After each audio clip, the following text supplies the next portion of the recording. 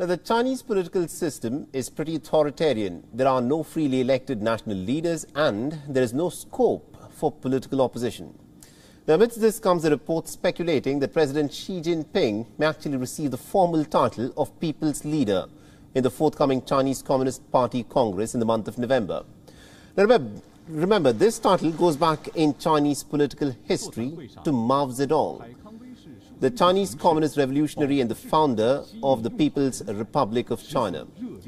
Now, Xi Jinping has been known as the Chinese Communist Party's core leader previously. This term was only earlier used for Mao Zedong and also by President Jiang Zemin.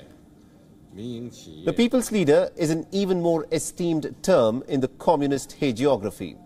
The Communist Party has been using it from the later part of the 1940s. It referred to Mao Zedong, it referred to Joseph Stalin and also to Ho Chi Minh. But later, People's Leader was a term that was reserved exclusively for Mao.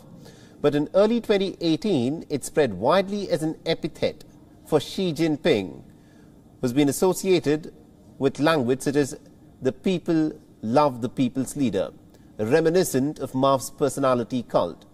Now, there was a bit of a marked lull in 2019, possibly reflecting the growing tensions in the Sino-US relations, during which Xi perhaps preferred to focus more on external affairs. However, the title soon made its comeback. Now, why did this title resurface for Xi Jinping? Now, this is being linked to Xi Jinping's vaunted achievements in eliminating extreme poverty.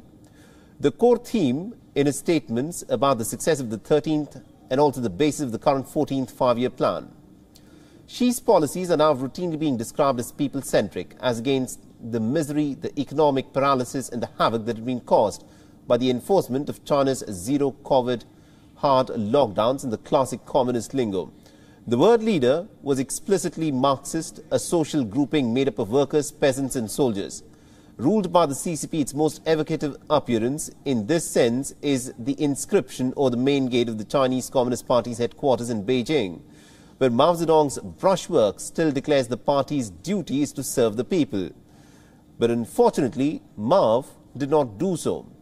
His tyrannical policies killed an estimated 40 to perhaps 80 million Chinese people.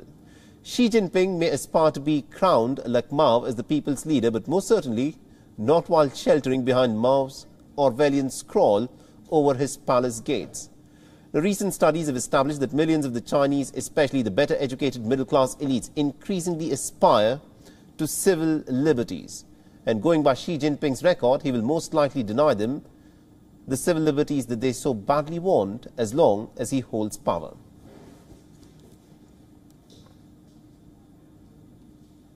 WION is now available in your country. Download the app now and get all the news on the move.